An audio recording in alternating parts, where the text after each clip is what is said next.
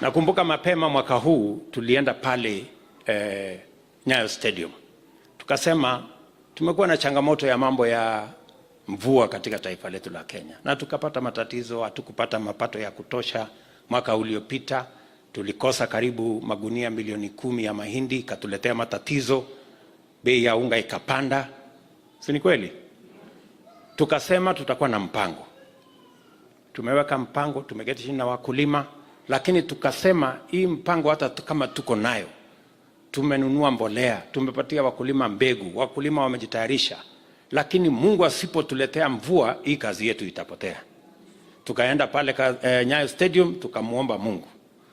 Hata wengine wakatuchekelea, wakasema angalia hawa, ati rais mzima ameenda ati hapo Nyayo Stadium ati kuomba. Lakini jameni, Mungu alitupatia mvua, hakutupatia.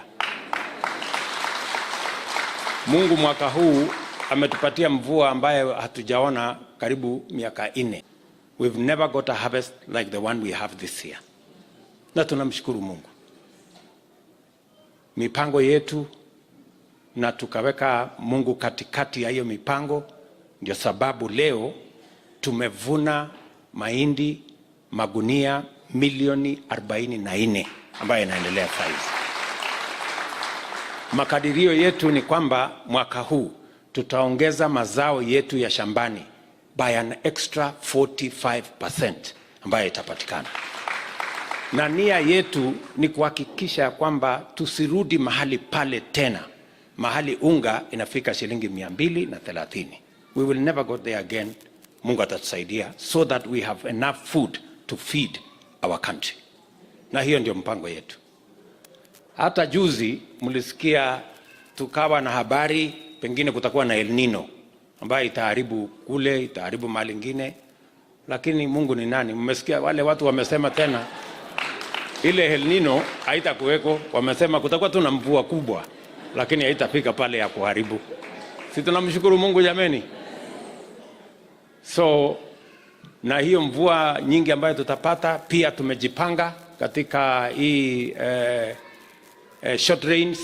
Tumepanga pia wakulima watuzalishie chakula tena, so that we have another harvest by January or February.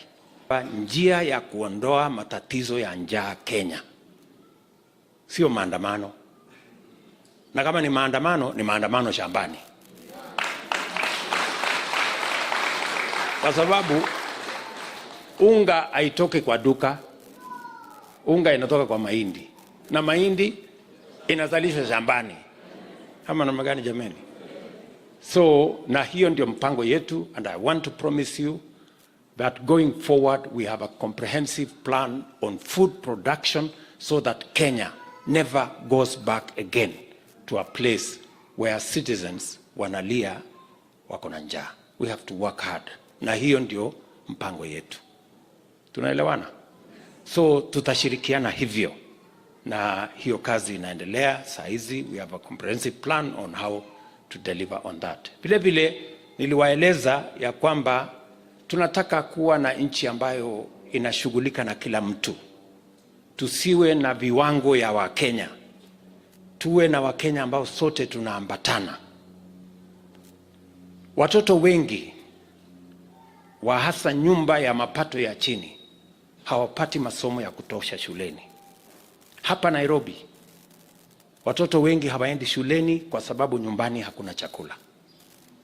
Na ndio mwaka huu tumeongeza pesa katika budget yetu, badala ya watoto milioni